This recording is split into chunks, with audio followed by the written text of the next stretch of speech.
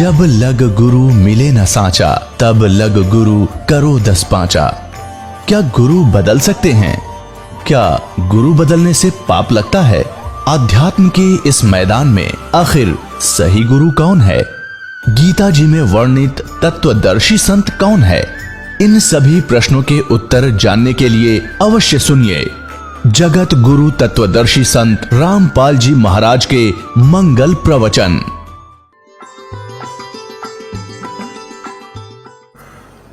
सतगुरुदेव की जय। बंदी छोड़ कबीर साहिब की जय। बंदी छोड़ गरीबदास जी महाराज जी की जय हो। स्वामी राम देवानंद जी गुरु महाराज जी की जय हो। ग्रीब नमो नमो सतपुरुष को नमस्कार गुरु की नहीं। सुर नर मुनि जन साधुआं संतों सर्वस दे नहीं। सतगुरु साहेब संत सब डंडो तुम प्रणाम। आगे पीछे मध हुए तिनको जा कुर्बान। पुण्यात्मा, परमात्मा साकार है और एक स्थान पर विराजमान है, वो नर आकार है। आपको दिखाते हैं ढेर सारे प्रमाण वेदों में कि परमात्मा साकार है, नर आकार है, ऊपर के लोकों में विराजमान है, वहाँ से गति करके आता है और अपने तत्व ज्ञान को स्वयं ही सुनाता है, बताता है। कवियों की तरह वो आचरण करता है। जो ये कहते हैं कि परमात्मा निराकार है और वेदों में निराकार लिखा है, उन्होंने वेदों का कैक है भी पता नहीं। और महर्षि दयानंद पूर्ण रूप से अज्ञानी थे, उनको वेदों का कैक है भी ज्ञान नहीं था। आपके सामने अब ढेर सारे प्रमाण प्रस्तुत करते हैं। पुण्यात्माओं, ये दयानंद के चेले कहते हैं रामपाल ने ना तो संस्कृत आती, ना वो विशुद्ध रूप से उच्चारण कर पाता। अरे भले आदमियों, जैसे कोई बालक है, छोटा सा बच्चा तोतला बोलता हो तो माँ उसकी सारी भाषा समझती है। भी केव चाव है, दूध मांगे है, रोटी मांगे है। रोटी कहेगा तो भी माँ समझ जाएगी रोटी मांगे है। दूध दूध करेगा तो भी समझ जाएगी दूध मांगे है। तो नो समझ लो, दास उस परमात्मा का बालक है और मेरा परमात्मा मेरी सारी भाषा समझता है। और इन आचार्यों ने और इन विद्वानों ने, दयानंद के चेल्या ने सारी उम्र खोदी गछामी गछामी करता ने। और ये दयानंद के चेले नो कहे रामपाल ने वैदिक रीति से वेद नहीं पढ़े। ये दयानंद ने तुमने पढ़ रखे वेद काट दी टाट, ज्ञान भर दिया, कख भी नहीं पता इन लोगों को। और सबसे बड़ी खुशी तो ये मनानी चाहिए, इनको कुछ अकल आनी चाहिए जो विरोध कर रहे हैं दास का, कि ये कहते हैं रामपाल ने संस्कृत नहीं आती और ये सारे ग्रंथ खोल के दर दिए। तो यही दिमाग से काम ले लो। Who is Rampal? ये दास उस परमात्मा का। ये रामपाल दास उस परम पिता का, उस परमेश्वर कबीर देव का दास है। उसकी दी हुई बुद्धि से सब सद ग्रंथों को समझा है। कहते 9 मन सूत उड़ जिया, ये ऋषि रहे झकमार। और सतगुरु यानी तत्वदर्शी संत ईसा सुलझा दे, उड़ जाए दूजी बार। अब ईसा सुलझा दिया है, इस कलयुग में नहीं उड़ सकता भी। अब ये थोड़े से दिन में ये ट्या ट्या करने वाले हैं ना विरोधी, सिर पटक कर बैठ जाएंगे। जनता इन्हें बोलने नहीं देगा। बच्चा बच्चा भी बस चुप हो जाओ, तेरे दिन सुन ली तुम्हारी ये बकवाद। अरे सामने प्रमाण दिखा रहा है। दास ने गला पड़ा लिया और जेल तक जा लिया इस सच्चाई को ऊपर लाने के लिए, और ये फिर भी बकवाद कर रहे हैं। इस दास ने तो न्यौछावर कर रखा है जीवन परमात्मा के लिए। परमात्मा के बच्चों तक इस तत्व ज्ञान को पहुंचा कर छोड़ूंगा, चाहे कुछ भी बीतो मेरे साथ।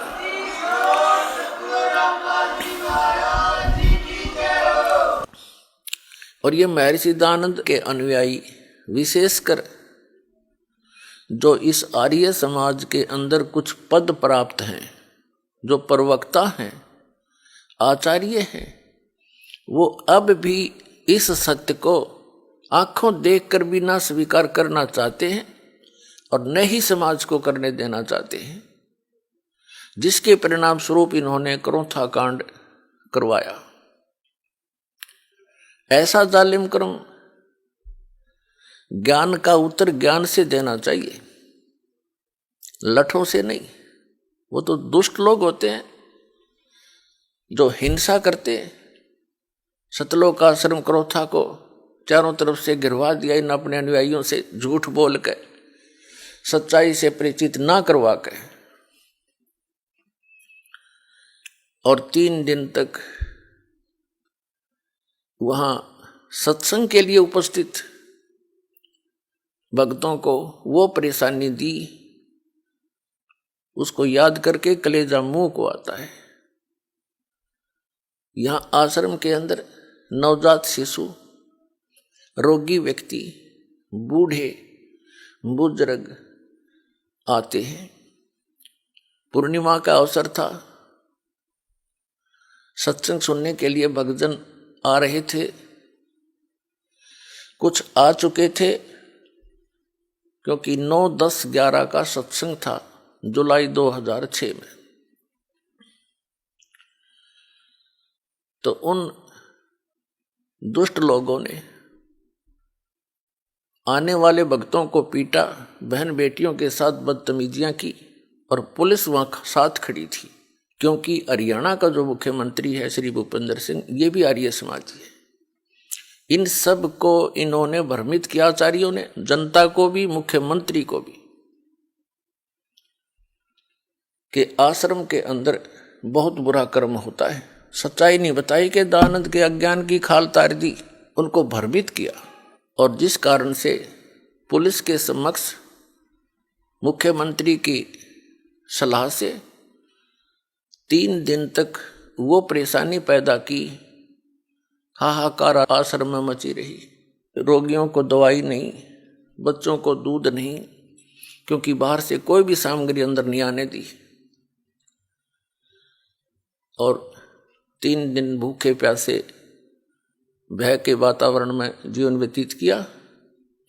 और 12 जुलाई 2006 को, सन 2006 को आक्रमण करवा दिया, चारों तरफ से घेर लिया आश्रम को। आश्रम में उपस्थित भक्तों ने उन बूढ़े बुजुर्ग, रोगी और नवजात शिशुओं की और लेडीज की, बहनों की रक्षा के लिए हवाई फायर किए। और तीसरे दिन हमारे ऊपर एक झूठा केस बनाकर 302 का हमें जेल में डाल दिया, आश्रम छीन लिया, लुटवा दिया। पुलिस की प्रेजेंस में चोरियां करवा दी, एसी तक उठवा दिए। तो पुण्यात्माओं, इस सब जुल्म का कारण वो आचार्य हैं, वो प्रवक्ता हैं, जिनको स्वयं ज्ञान नहीं था कि मैं सिद्धांत सचमुच इतना बुद्धिहीन था। ना उसको वेद ज्ञान था, ना उसको खगोल भगोल का ज्ञान था, और न ही वो समाज सुधारक था। ये उनकी पुस्तकों में लिखा था, दास ने पढ़ा और आपके रूबरू कर दिया। तो इन आचार्यों को, इन प्रवक्ताओं को समस्या पैदा होगी कि तुम्हारे ही अनुयायी तुम्हें धिक्कारेंगे कि अब तक तुम के पढ़ा करते, इसमें क्या बताया तुमने, हमारे को लोक वेद सुनाते रहे। इस डर से इन्होंने जनता का ध्यान बांटने के लिए क्रोथा कांड करवा दिया। इन्होंने जब देखा कि रामपाल फंसा नहीं, आदमी कोई मरा नहीं, और ये तो बात बिगड़ी। आश्रम का नाश करने के लिए, प्रचार बंद करवाने के लिए इन्होंने स्वयं ही एक व्यक्ति को मार डाला, क्योंकि शराब प्या के बदमाश ला रखे थे, स्वयं भी इनके अनुयायी आए हुए थे। तो इन्होंने सुनियोजित तरीके से वो जुल्म कर दिया। उस मृतक के सब लक्षण प्रत्यक्ष करते हैं कि आश्रम से चली गोलियों से उसकी मृत्यु नहीं हुई। ये लैब, जो लेबोरेटरी होती है, जहां से सरकार ने खुद जांच कराई है, उस लेबोरेटरी की रिपोर्ट में, FSL रिपोर्ट वो बताते हैं, उसको बोलते हैं, उसमें स्पष्ट किया गया है। हम आश्रम के अंदर बैठे थे, आश्रम से बाहर नहीं गए, हमारे ऊपर आक्रमण किया गया। SDM रोहतक अपने आदेश में लिखता है कि मैं भी वहां उपस्थित था और उपस्थित पुलिस ने वहां पर जो प्रोटेक्शन में थी बहुत बचाव करने की चेष्टा की, लेकिन भीड़ उग्र थी, वो काबू नहीं आई। तब पुलिस ने मुझे राय दी कि इसको कब्जे में ले लिया जाए, आश्रम को खतरा है, और मैं भी सहमत था इस बात से, क्योंकि मैं वहीं पर था, SP DC भी वहीं पर थे। आश्रम कब्जे में ले लिया गया। फिर झूठा केस बनाया गया कि पंचायत आई थी रास्ता खुलवाने के लिए, रास्ता जाम वो खुद कर रहे थे। तो ऐसा जुल्म इन लोगों ने किया हमारे साथ, वो तो परमात्मा ही इनको सजा दे या इनाम दे, भगवान पर छोड़ते हैं। लेकिन हम अपने परमात्मा पर गर्व करते हैं कि उन्होंने ऐसे जुल्म किए, फिर भी हम सुरक्षित, और आज ये ज्ञान शिखर में पहुंच गया।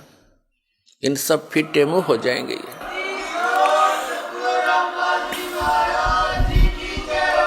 गदर मचा रखे नकली संतों, आचार्यों, शंकराचार्यों ने, दुनिया डबो दी। इतने बोल जी उनको नाश करें, इनको पता नहीं कि इतना कीमती जीवन है इनका, और इस सत साधना से इनको यहाँ भी सुख है, और वहां जाएंगे जहां सदा सुखी, जा जाने के बाद फिर साधक कभी लौट कर नहीं आता। तो महर्षि दानंद और अन्य जितने भी महापुरुष हुए हैं जो अध्यात्म मार्ग में आगे बढ़ने की जिन्होंने चेष्टा की है, वे सभी पुण्यकर्मी प्राणी होते हैं, परमात्मा के लिए तड़फ रहे होते हैं। और उसी तरफ में ये महापुरुष इधर उधर जाते हैं, उनको मालूम होता है, धीरे धीरे ज्ञान होता है एक दूसरे से सुनकर कि परमात्मा की जानकारी तत्वदर्शी संत बताया करते हैं। तो संतों की खोज में सभी महापुरुष निकल पड़ते हैं। पुण्यात्माएं जितनी भी हैं वो भगवान की भक्ति बिना नहीं रह सकते, उसके लिए वो संतों के पास जाते हैं। उनका सौभाग्य और दुर्भाग्य साथ होता है, उनको जैसे संत मिलते हैं वो उनको परम संत मानकर आश्रित हो जाते हैं, उनके द्वारा प्राप्त ज्ञान पर वो दृढ़ होकर लग जाते हैं। उन्हीं में से एक ये महर्षि दानंद पुण्यकर्मी प्राणी थे। इनके घर में किसी चीज की कमी नहीं थी, ब्राह्मण वर्ण में जन्म था। इनके पूज्य पिताजी उदिच्य ब्राह्मण थे और यजुर्वेदी थे, यजुर्वेद का वो पाठ करते थे, और जमीन भी थी इनके कुछ। महर्षि दानंद के पूज्य पिताजी सरकार से भी कुछ पद प्राप्त था उनको, और कुछ सेना भी रखते थे। ऐसे संपन्न घर को त्याग जाना ये कोई छोटी बात नहीं, और किस लिए? परमात्मा के लिए। तो वो महापुरुष घर से निकल गया, भाग गया, घर छोड़ के भाग गया। उसने अपने जीवनी में लिखा है। तो निकला था भगवान पाने के लिए, आगे उनको वो तत्वहीन प्राणी संत मिल गए, ऋषि मिल गए, ब्राह्मण मिल गए, गुरु।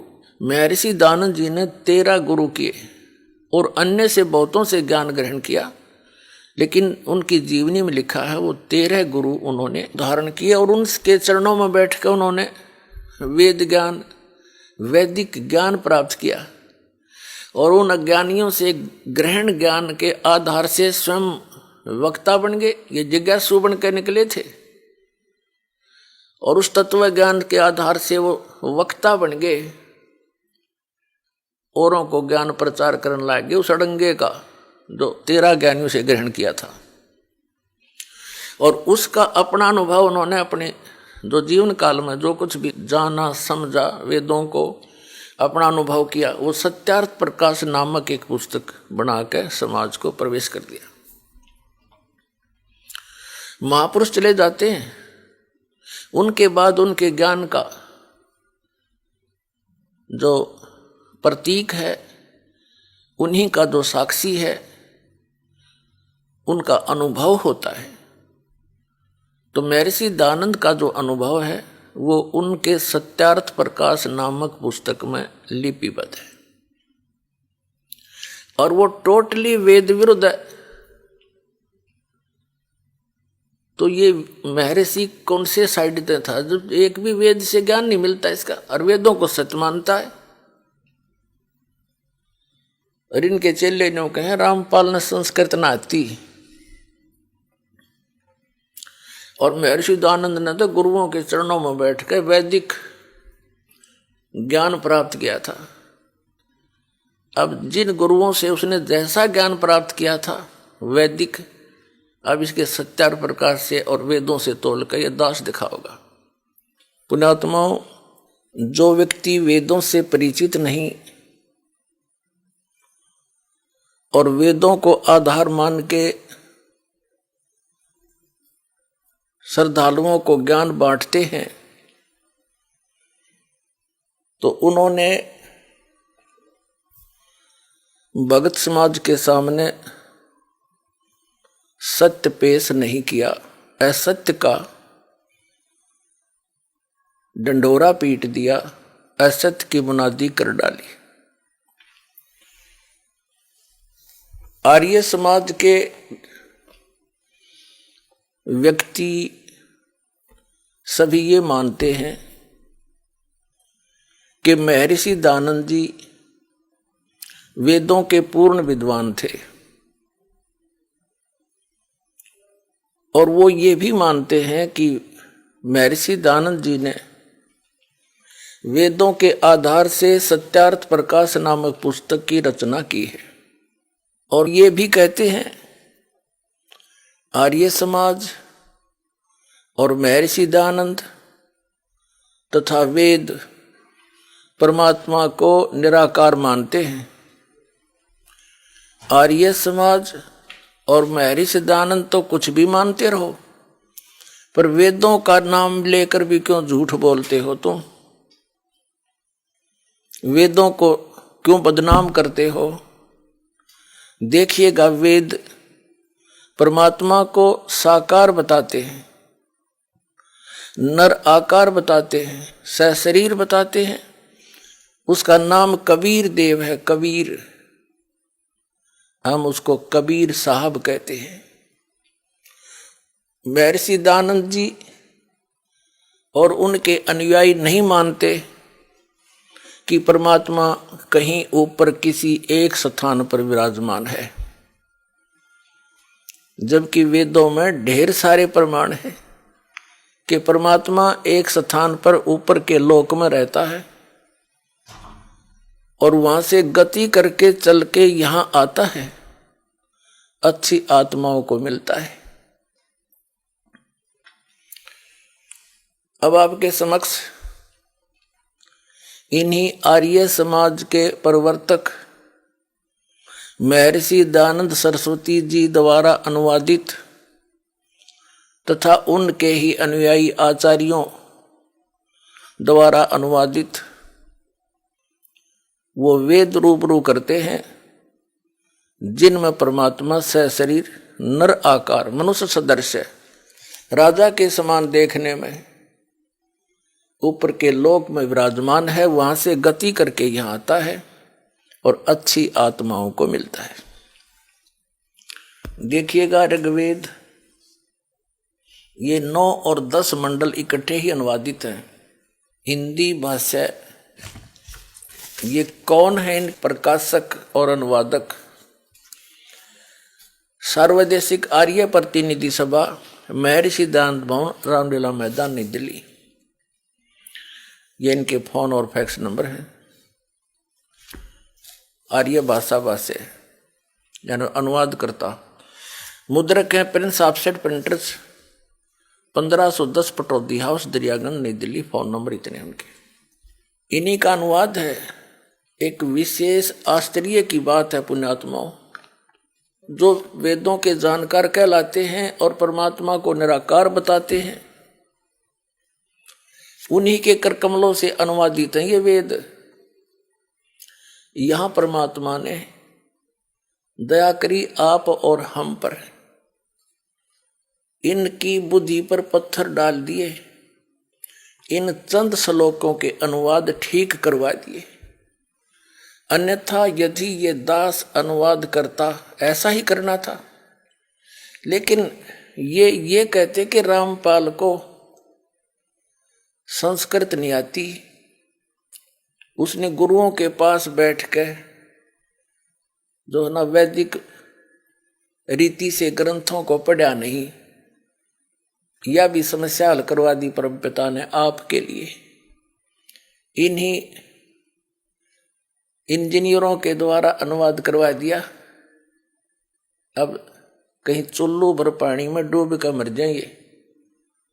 जो न्यू क्या करते वेदों में निराकार परमात्मा बताया है, देखिएगा। हम पहले इसको लेते हैं ऋग्वेद मंडल नंबर 9 सूक्त 82 और मंत्र नंबर 1। इसमें क्या कहा है कि सर्व उत्पादक प्रभु यानी सब की उत्पत्ति करने वाला परमात्मा, प्रकाश रूप सद्गुणों की वृष्टि करने वाला और पापों का हरण करने वाला, नाश करने वाला, वह परमात्मा, वह राजेव राजा के समान। राजेव राजा के ये 269 पर 269 पर है, और आगे इसका शेष अनुवाद यहां पर है 270 पर। ऋग्वेद मंडल नंबर 9 सूक्त 82 का मंत्र 1 पढ़ रहे हैं। राजा के समान दर्शन यह है, नर आकार है, राजा के समान देखने योग्य है। वह पृथ्वी आदि लोक लोकांतरों के चारों ओर शब्दमान हो रहा है। वह वर्णीय पुरुष को यानी अच्छी आत्मा को, जो दृढ़ भक्त है, उसको पवित्र करता हुआ प्राप्त होता है। जिस प्रकार विद्युत आकाशीय बिजली स्नेह वाले स्थानों को आधार बनाकर प्राप्त होता है, उसी प्रकार उक्त गुणों वाले परमात्मा ने इन ब्रह्मांडों को उत्पन्न किया। अब इसमें क्या स्पष्ट हो गया कि परमात्मा सशरीर है और पापों का नाश करने वाला है, और वो दृढ़ भक्त को, अच्छी आत्मा को आकर मिलता है, वहां से चल कर आता है, राजा के समान देखने योग्य है। वो उद्देश्य क्या लेकर आते हैं देखिएगा। ऋग्वेद मंडल नंबर 9 सूक्त 82 का अब मंत्र 1 पढ़ लिया, अब 2 पढ़ देंगे। हे परमात्मन, उपदेश करने की इच्छा से आप, यानी तत्व ज्ञान बताने के लिए आप महापुरुषों को प्राप्त होते हो, उनको मिलते हो। आप अत्यंत गतिशील पदार्थ के समान हमारे आध्यात्मिक यज्ञ को प्राप्त होते हैं। आप इन्होंने कबीर का अर्थ सर्वज्ञ कर दिया। यह है कबीर वेदस्य, जो पर लगा है, संधि छेद करके इन्होंने इसका अर्थ सर्वज्ञ कर दिया। यहां लिखना था आप कबीर देव हैं, शुद्ध स्वरूप हैं, हमारे पापों को दूर करके हे सोम, हे अमर परमात्मा, आप हमको सुख दें। अब ये समस्या हल करते हैं, ये समाधान करते हैं कि कबीर की जगह कबीर देव लिखना था, कबीर देव। हम जैसे वेदों को वेद बोलते हैं, जैसे किसी का नाम वेद प्रकाश है, वो लिखता है वेद प्रकाश, हम बोलते हैं वेद प्रकाश। तो ऐसे ही हम वेदों को वेद बोलते हैं और कबीर को कबीर बोलते हैं, कबीर को कबीर। तो ये सिद्ध करते हैं कि जहां कवि लिखा है ना अपसर्ग लगा के, तो बुद्धिमान व्यक्ति जो परमात्मा से परिचित है, आत्म ज्ञान से परिचित है, वो यदि अनुवाद करेगा तो यहां लिखेगा कबीर देव, यहां सर्वज्ञ ने लिखना, क्योंकि यहां परमात्मा की महिमा चल रही है। और जहां परमात्मा का वर्णन हो वेद में, तो वहां कबीर का अर्थ कबीर देव लिखना पड़ेगा। हम कबीर साहब कहें, देव माने भगवान। जिस प्रकार इन्होंने यजुर्वेद के अनुवाद में किया है वो दिखाते हैं। देखिएगा, ये यजुर्वेद है, हमने ऋग्वेद रख दिया, अब यजुर्वेद में दिखाते हैं। प्रकाशक हैं सर्वदेशी कार्य प्रतिनिधि सभा 2/5 महर्षि दान भवन रामलीला मैदान नई दिल्ली से छपे। ये इसका अनुवाद करता है। मुद्रक हैं Prince offset printers 1510 Pataudi house Daryaganj नई दिल्ली से। इसके हम आपको 36 में अध्याय में ले चलते हैं। 36 में अध्याय, ये अध्याय 36वां 63 अध्याय। इसके प्रथम मंत्र में लिखा है कि रेचम वाचम परपदे मनो यजु परपदे। ये यजु शब्द है, इसका 2 अपसर्ग लगे हैं। तो इसका अनुवाद महर्षि दानव जी ने बिल्कुल ठीक किया है। देखिएगा यहां पर क्या है, यजु का अर्थ कर दिया यजुर्वेद, बिल्कुल सही लिखा। यदि इस शब्द का अर्थ कर देते तो कैसे जानते कि यजुर्वेद के बारे में कहा ये। ठीक इसी प्रकार जहां पर वेदों में परमात्मा की महिमा हो तो वहां लिखना पड़ेगा कि आप कबीर देव हैं। सर्वज्ञ, कोई कवि सर्वज्ञ हुआ आज तक? यदि कोई काव्यकार के बारे में कोई प्रकरण हो, प्रसंग हो, तो वहां कवि शब्द अंडरस्टूड है, काव्यकार है। लेकिन परमात्मा की महिमा है वेद में जहां पर, तो वहां कबीर देव लिखना पड़ेगा, उस कबीर का अर्थ। ठीक इसी प्रकार जहां पर कबीर शब्द है ऐसे लिखा हुआ, उसको कबीर देव लिखना चाहिए इन्होंने। हम वह को बै बोलते हैं, हम कवि को कवि बोलते हैं, कबीर। देव माने परमात्मा दिखाते हैं आपको इन्हीं के अनुवादों में। देखिएगा, ये अथर्ववेद है। ये कहाँ से छपा है ये देखिएगा। प्रकाशक है पंडिता राकेशा रानी, प्रधान कार्यालय वेद मंदिर महात्मा वेद भिक्षु सेवा आश्रम लेखराम नगर इब्राहिमपुर मुकमेलपुर दिल्ली। ठीक है, इसका चतुर्थ कांड देखेंगे। ये चतुर्थ कांड अनुवाक नंबर 1 और मंत्र नंबर 7 में इन्होंने सभी फैसला कर रखा है। इसमें क्या लिखा है कि संस्कृत में ये अथर्वणम पित्रम देवबंधु बृहस्पतिम नमसा अवगच्छात त्वम विश्वेशाम जनीता यथा स कबीर देव न दबायत सवधावान। इसमें इन्होंने देखो, इन्होंने कबीर का अर्थ कर दिया मेधावी, और सवधावान माने कर दिया अनुवाद स्वयं धारण सामर्थ्य वाला। देव माने परमेश्वर, न माने कभी नहीं, दबायत माने ठगता। इसका देव माने परमेश्वर, ये कबीर देव, कबीर परमेश्वर लिख देते, कबीर देव लिख दे। ये देखो, हम इनकी व्याकरण को भी डिस्टर्ब करना नहीं चाहते, ये व्याकरण के ठेकेदार बन रहे हैं। इसको लिख दें कबीर देव सीधा, बस। देव माने परमेश्वर, ये खुद अनुवादित कर रहे हैं, और कबीर माने कबीर। हम कबीर देव कहने लगे, कबीर परमेश्वर। वेद में जहां कबीर लिखा है, जैसे यजुर लिखा है, यजुहु यजुर कवि ही कबीर, तो वो कबीर देव लिख दे जहां परमात्मा की महिमा चल रही हो। और जहां किसी काव्यकार का वर्णन है, वहां कवि का अर्थ अपने आप ही बदल जाता है। तो यहां परमात्मा की महिमा है वेदों में। अब हम फिर लेते हैं ऋग्वेद। यजुर्वेद रख दिया, अब ऋग्वेद।